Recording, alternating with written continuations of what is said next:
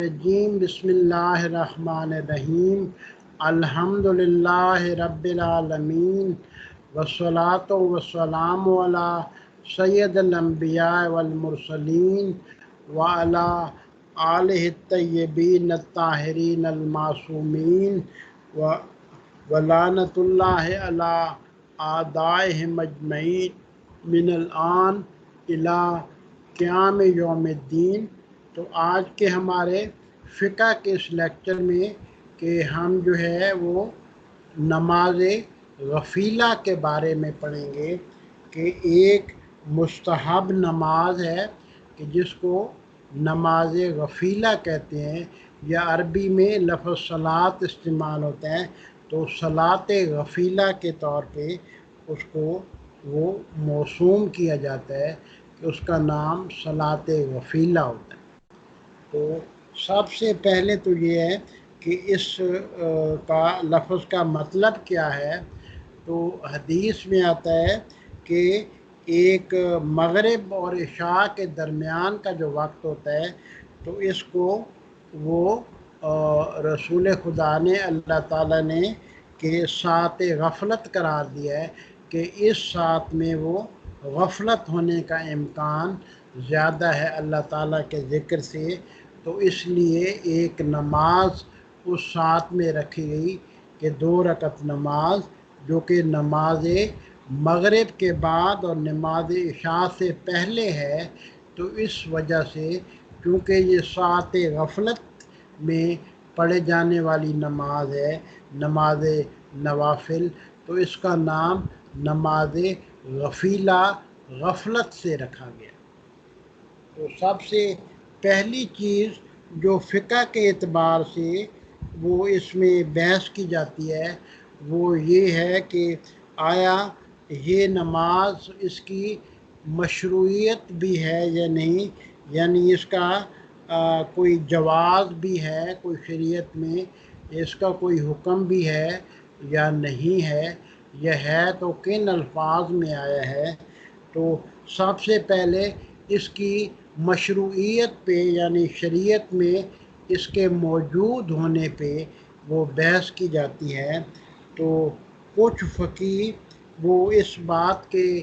قائل نہیں ہیں کہ یہ علیحدہ نماز ہے، ان کا خیال ہے کہ یہ نوافل مغرب میں ہی شامل ہے، 4 رکعت نوافل مغرب میں ہی اس کو شامل کیا جا سکتا ہے، اور شاید یہ علیحدہ نماز نہیں ہے۔ لیکن وہ بہت سے فقہا نے مثلاً آقا خمینی نے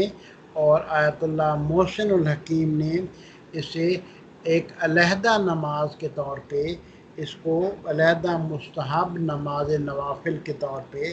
وہ تسلیم کیا ہے، اور جو ہے وہ آقا خوئی نے اس کو بنیت رجاء پڑھنے کا وہ فتویٰ دیا ہے کہ آپ بنیت رجاء اس کو ادا کر سکتے۔ تو اس کی مشروعیت پہ جو پہلی دلیل دی جاتی ہے وہ ہمارے ایک بزرگ علماء میں سے، اولین محدثین میں سے، کہ جو کہ زمانہ غیبت صغریٰ میں بھی موجود تھے، تو اس کا نام شیخ صدوق ہے۔ تو ان کی روایت موجود ہے کہ ابی رحمۃ اللہ قال حدثنا سعد بن عبداللہ عن احمد بن ابی عبداللہ عن ابیہ عن زرع عن سماع عن جعفر بن محمد عن ابیہ قال قال رسول اللہ تنفلوا فی ساعۃ الغفلہ، کہ پہلے حدیث کی سند بیان کی ہے صدوق نے، اور اس کے بعد جو ہے نا وہ متن یہ بیان کیا ہے کہ تنفلوا، کہ نوافل پڑھو، فی ساعۃ الغفلہ، غفلت کی حالت میں، ولو برکعتین، اگرچہ وہ 2 رکعتیں ہی کیوں نہ ہوں، خفیفتین۔ خفیفتین کا مطلب ہے کہ چاہے ان میں صرف سورہ حمد ہی پڑھ لو اور دوسری صورت نہ پڑھو تو پڑھو ضرور، فَإِنَّمَا یورثان دار الکرامہ، کیونکہ ان کا اجر تمہیں وہ کرامت کے گھر میں آخرت میں ان کا اجر و ثواب ملے گا، اور خصوصی طور پہ ساعت الغفلت میں وہ اس کو پڑھنے کو کہا گیا ہے۔ تو اس روایت کو وہ نماز غفیلہ کی دلیل کے طور پہ وہ بیان کیا جاتا ہے۔ تو اس جو ساعت غفلت ہے، ساعت غفلت اس حدیث کے اعتبار سے کہ ساعت غفلت سے مراد نماز مغرب و عشاء کے درمیان کا وقت ہے کہ جس کو ساعت غفلت کہا گیا ہے۔ تو اس غفلت کے میں ایک نماز ہے کہ جس کا ثواب ذکر ہوا ہے اور جس کو مستحب نماز کہا جاتا ہے، اور یہ جو ہے مغرب کے جو 4 نوافل ہیں ان سے یہ علیحدہ ہے۔ تو یہ یعنی آقا خمینی کے فتوے کے مطابق بھی، اور آیت اللہ محسن الحکیم اور کچھ دیگر فقہا کے فتوے کے مطابق بھی، کہ نماز مغرب کی 4 رکعتیں نوافل علیحدہ ہیں اور نماز غفیلہ علیحدہ نماز۔ تو یہ جو ہے یعنی 4 رکعتیں، انہی میں بعض فقہا کا خیال ہے کہ وہی جو مغرب کی 4 رکعتیں ہیں تو ان میں 2 رکعتیں وہ مغرب کے طور پہ پڑھ لیں اور باقی 2 رکعتیں ان کو وہ غفیلہ کی نیت سے پڑھ لیں۔ تو انہوں میں شامل کرنے کی وہ کوشش کی ہے، لیکن دوسرے فقہا کی دلیل یہ ہے کہ دیکھیں اس نماز کی جو وجہ بیان کی گئی ہے وہ علیحدہ بیان کی گئی ہے، یعنی یہ غفلت کے ساتھ کو کسی رابطے کی وجہ سے اس نماز کو رکھا گیا ہے۔ تو یعنی اس کا جو سٹینڈرڈ ہے، گولڈ سٹینڈرڈ ہے، اس کا کرائیٹیریا جو رکھنے کا بیان کیا گیا ہے وہ کرائیٹیریا ہی اور ہے، جبکہ باقی نوافل جو ہیں ان کو فرائض میں جو جس چیز کی کمی رہ جائے تو اس کی وہ روحانی کمی یا ویسے ان میں کوئی ثواب کی کمی رہ جائے تو نوافل اس کمی کو، وہ فرض نمازوں کی کمی کو، اس کے ثواب کی کمی کو پورا کر دیتی ہیں۔ تو ان میں جو کرائیٹیریا ہے وہ ان کی مشروعیت کا، ان کے شرع میں آنے کا وہ کرائیٹیریا ہی علیحدہ ہے، جبکہ نماز غفیلہ کا وہ کرائیٹیریا ہی علیحدہ ہے۔ تو اس لیے یہ نماز غفیلہ کے 4 نوافل مغرب سے علیحدہ نماز ہے، اس کے طور پہ وہ بیان کیا گیا۔ تو یہ فقہ میں ایک بحث ہے کہ آیا یہ ایک علیحدہ نماز ہے یا یہ وہی مغرب کے جو 4 نوافل ہیں انہی کا ایک حصہ ہے۔ تو بعض فقہا نے مثلا آیت اللہ خوئی نے اس کو علیحدہ نماز وہ تسلیم کرنے میں انہوں نے کہا کہ مجھے 2 اعتراضات ہیں کہ جن کی وجہ سے میں اس کو علیحدہ نماز وہ تسلیم نہیں کرتا۔ تو جبکہ آقا خمینی نے اور آیت اللہ حکیم نے اس کو علیحدہ نماز کے طور پہ، مستحب نماز کے طور پہ تسلیم کیا۔ تو آیت اللہ خوئی یہ دلیل دیتے ہیں کہ دیکھیں کہ حدیث میں آتا ہے کہ باب و تطوع فی وقت الفریضۃ والساعۃ التی لا تصلی فیہا، کہ جو فرض نمازوں کا وقت ہوتا ہے تو اس میں آپ جو ہے وہ نوافل وہ ان کو نہیں پڑھ سکتے۔ تو یہ دلیل بنتی ہے کہ چونکہ مغرب کے بعد وہ عشاء کا وقت شروع ہوتا ہے تو اس لیے نماز غفیلہ یہ تو مستحب نماز ہے، تو اس کو آپ کیسے پڑھیں؟ تو یہ پہلا اعتراض ہے جو انہوں نے کیا ہے فقہی طور پہ، لیکن اس کا وہ باقی فقہا نے جواب بھی دیا ہے کہ نہیں، یہ اعتراض جو ہے وہ ویلڈ نہیں۔ دوسرا اعتراض جو وہ ہے وہ کیا گیا ہے وہ یہ ہے کہ دیکھیں جو نوافل کی تعداد یومیہ کی بیان کی گئی ہے وہ 51 رکعت ہے، تو یہ 2 رکعتیں علیحدہ پھر کہاں سے آ گئی؟ تو یہ اعداد نوافل کے بارے میں تو روایات موجود ہیں جو کہتی ہیں کہ نوافل جو ہے نا وہ 51 رکعت ہے. تو یہ وہ جو 51 رکعتیں ہیں وہ مغرب و عشاء کے درمیان میں وہی جو 4 رکعت آتی ہیں مغرب کے نوافل وہی انہی سے 51 پورے ہو جاتے ہیں. تو یہ دو تو علیحدہ ہیں. تو یہ دوسرا اعتراض ہے کہ جو کہ اس کی مشروعیت پہ کوئی نے وہ کیا ہے. تو ان دونوں کے اعتراضات کے وہ فقہا نے جواب دیے ہیں کہ نہیں یہ اعتراض وہ جو ہے وہ نہیں. اور تیسرا جو پوائنٹ ریز کیا گیا ہے کہ وہ روایت میں کہا گیا ہے کہ اس کو کم سے کم وقت میں بھی اگر آپ پڑھنا چاہیں تو وہ پڑھیں. تو یعنی صرف سورہ حمد پہ ہی آپ وہ رکعت ختم کر دیں، بے شک اگلا سورہ نہ پڑھیں. تو نماز غفیلہ میں اس کی اجازت ہے. تو یعنی نماز غفیلہ کے دو مرتبے بیان ہوئے ہیں کہ ایک اگر آپ اس کو جلدی میں پڑھنا چاہتے ہیں تو صرف سورہ حمد ہی ہر رکعت میں پڑھ لیں اور دوسری صورت نہ پڑھیں. تو یہ مرتبہ خفیفہ ہے. اور اگر آپ جو ہے وہ دوسری جو آیتیں بیان کی جاتی ہیں کہ یہ آیتیں آپ نے سورہ حمد کے بعد پڑھنی ہیں تو وہ اگر پڑھیں گے تو وہ اس کا مرتبہ کاملہ ہے. تو یہ یعنی یہ جو خفیف کا ذکر ہوا ہے روایت میں تو یہ اس کو محدود نہیں کرتا، اس کے مراتب میں سے ایک مرتبہ کے طور پہ ظاہر. اور اس کے جو اس ثبوت کے لیے دلیل دی جاتی ہے وہ دلیل اطلاق روایت کی دی جاتی ہے کہ اگر روایت کو دیکھا جائے تو روایت جو ہے وہ جو غفلت کی ساعتیں ہیں مغرب و عشاء کے درمیان کہ ان میں وہ اس کی نماز نوافل کا ذکر کر رہی ہے علیحدہ طور. تو اطلاق کا تقاضا یہ ہے یعنی اگر اس کو ابسولوٹلی لیا جائے جنرلائزیشن کے طور پہ لیا جائے کہ یہ یعنی باقی نوافل سے یہ علیحدہ ہے کہ یہ نوافل یومیہ میں داخل نہیں ہے بلکہ اس نماز کا تذکرہ روایت کے اطلاق کے اعتبار سے کہ اس کو علیحدہ نماز کے طور پہ اسٹیبلش کرتا ہے. تو پھر جو اعتراض تھا کہ جو نوافل ہیں ان کو فرض نمازوں کے وقت میں نہیں پڑھا جا سکتا. تو اس کا جواب یہ دیا گیا ہے کہ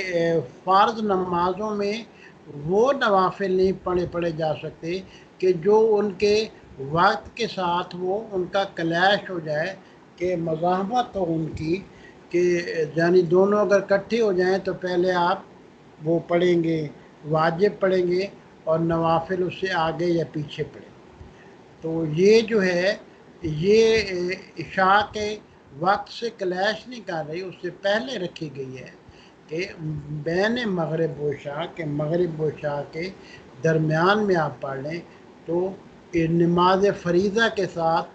یہ نماز جو ہے اگرچہ نماز مستحب ہے لیکن اپنے وقت کے اعتبار سے وہ مزاحمت نہیں کر رہی، اس سے کلیش نہیں ہو رہی، اس سے تعارض نہیں کر رہی. تو اس لیے یہ اس حدیث کے ذیل میں نہیں آتی کہ نوافل کو آپ واجب نمازوں کی جگہ پہ نہ پڑھیں. تو یہ ان کی جگہ پہ نہیں ہے بلکہ ان سے علیحدہ نماز کے طور پہ مستقلاً مستحب نماز کے طور پہ بیان. دلیل دوم جو دی گئی ہے اس کی مشروعیت کے بارے میں وہ ایک روایت ہے جو کہ ہشام بن سالم کی ہے کہ ہشام بن سالم ایک راوی ہے اور شیخ طوسی ہمارے بہت بڑے عالم تھے. تو انہوں نے اپنی کتاب مصباح المتحجد میں ان سے روایت نقل کی ہے لیکن پوری سند ان کی جو ہے وہ نقل نہیں کی. یہ کہا ہے کہ ہشام بن سالم کی روایت ہے اور مصباح المتحجد اعمال کی ایک کتاب ہے تو اس میں انہوں نے شیخ طوسی نے نماز غفیلہ کو بیان کیا ہے اور اس طرح بیان کیا ہے وَيُسْتَحِبُّ التَّنَفُّلُ بین المغرب والعشاء کہ مغرب اور عشاء کے درمیان نماز نوافل پڑھنا وہ مستحب ہے، اور یہ صلاۃ ہے جس کو ساعت غفلت میں پڑھا جاتا ہے، اور اس کے بارے میں روایات آئی ہیں، جیسا کہ ہشام بن سالم نے امام جعفر صادق سے روایت کی ہے کہ جس نے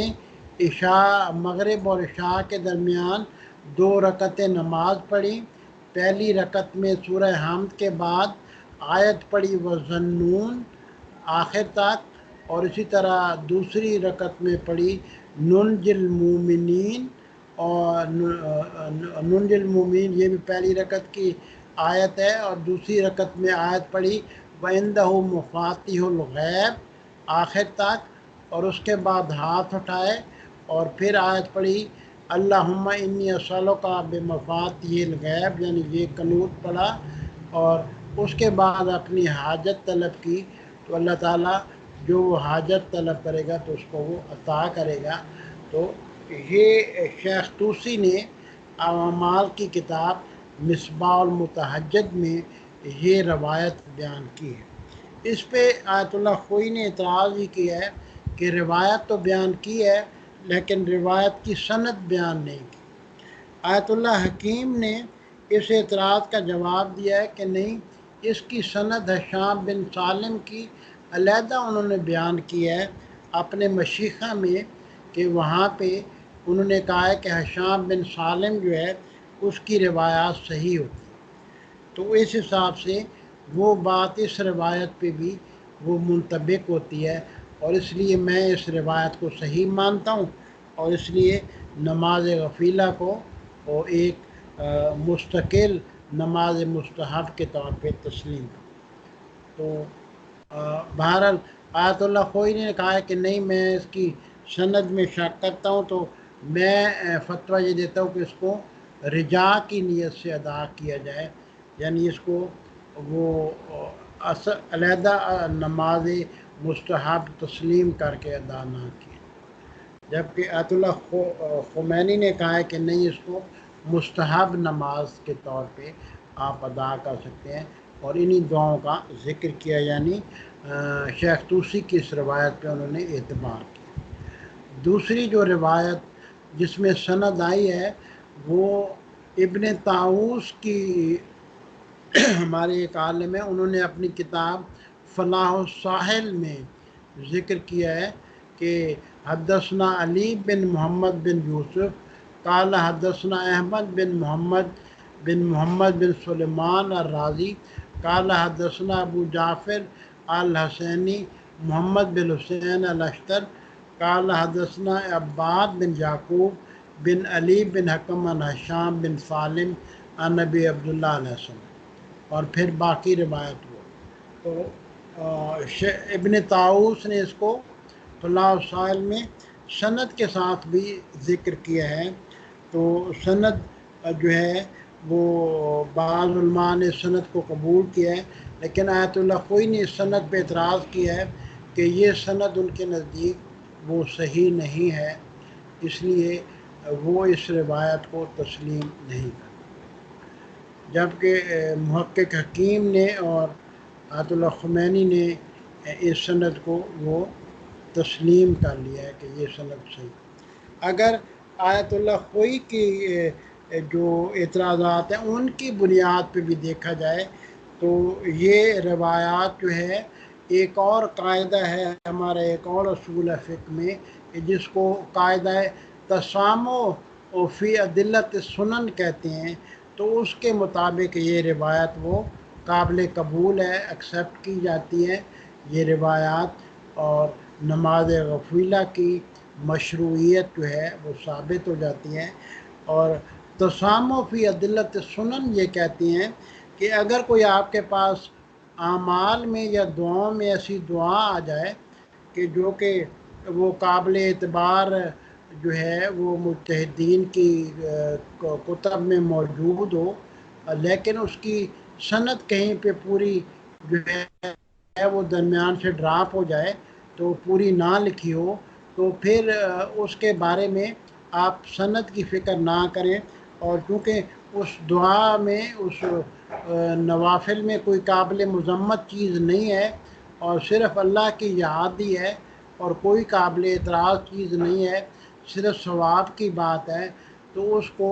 وہ ایکسیپٹ کر لیا جاتا ہے، قبول کر لیا جاتا ہے کہ یہ ایک قاعدہ بنا دیا گیا ہے کہ اعمال کے بارے میں مستحب عبادات میں تو اس قاعدہ کے مطابق کہ اس کو وہ تسلیم کر لیا جاتا ہے نماز غفیلہ کو ان لوگوں کے نزدیک بھی کہ جو ان روایات کی سند میں وہ شک کرتے، تو یعنی حتماً طور پہ اس کی مشروعیت جو ہے وہ ثابت ہو جاتی ہے کہ یہ ایک مستحب نماز ہے جو کہ نوافل 4 نوافل مغرب کے علاوہ ایک نماز ہے، اور اس کی مشروعیت جو ہے اس طریقے سے وہ ثابت ہو جاتی ہے۔ تو اس کے بعد مستحب نماز کا فتویٰ جو اس کا دیا گیا ہے تو آیت اللہ خمینی نے، اور اس کا وقت بھی آیت اللہ خمینی نے وہ ذکر کیا ہے کہ نماز مغرب کے بعد اور جو ہے وہ مغرب کی سرخی زائل ہونے سے پہلے تک اس کا وقت ہے کہ آپ نماز غفیلہ کو اور وہی اذکار جو کہ بیان کیے گئے ہیں کہ ان کے مطابق آپ اس کو وہ کر سکتے ہیں۔ تو اس کے علاوہ پھر کچھ اس کے نماز غفیلہ کے کچھ اور بھی مسائل ہیں کہ جو کہ وہ ڈسکس ہو سکتے ہیں، مثلاً بعض دفعہ بعض مستحب عبادات میں تداخل کا ذکر کیا جاتا ہے، یعنی کہ آپ جو ہے وہ 2 نمازیں پڑھ رہے ہیں تو ان میں مثلاً نماز شابہ پڑھ رہے ہیں، نماز تہجد پڑھ رہے ہیں، اور آپ یہ چاہتے ہیں کہ میں جو نماز تہجد کی صلاۃ اللیل کی جو رکعتیں ہیں ان کو نماز جعفر طیار کی نیت سے بھی پڑھوں، اور دونوں نیتوں سے وہ جو آپ رکعتیں پڑھیں 4 رکعتیں نماز تہجد کی، تو دونوں نمازیں کور ہو جائیں اور دونوں کا ثواب مل جائے، تو اس کو تداخل کہتے ہیں۔ تو کیا نوافل مغرب کے ساتھ اس کا تداخل ہے یا نہیں ہے؟ تو بعض فقہا کے نزدیک کہ یہ اس کا تداخل ہو سکتا ہے، تداخل کے طور پر بھی پڑھی جا سکتی ہے، اور بعض فقہا کے نزدیک وہ اس کو علیحدہ نماز کے طور پہ ہی پڑھیں تو زیادہ بہتر ہے، جبکہ نماز تہجد کا اور نماز جعفر طیار ان کا تداخل تو وہ ثابت ہے، تو اس حساب سے وہ جو ہے ان میں تداخل کیا جا سکتا ہے، لیکن اس کو وہ اپنے مجتہد کے فتوے کے حساب سے آپ وہ ادا کر سکتے ہیں۔ والحمد للہ رب العالمین، اللہم صلی علی محمد و آل محمد۔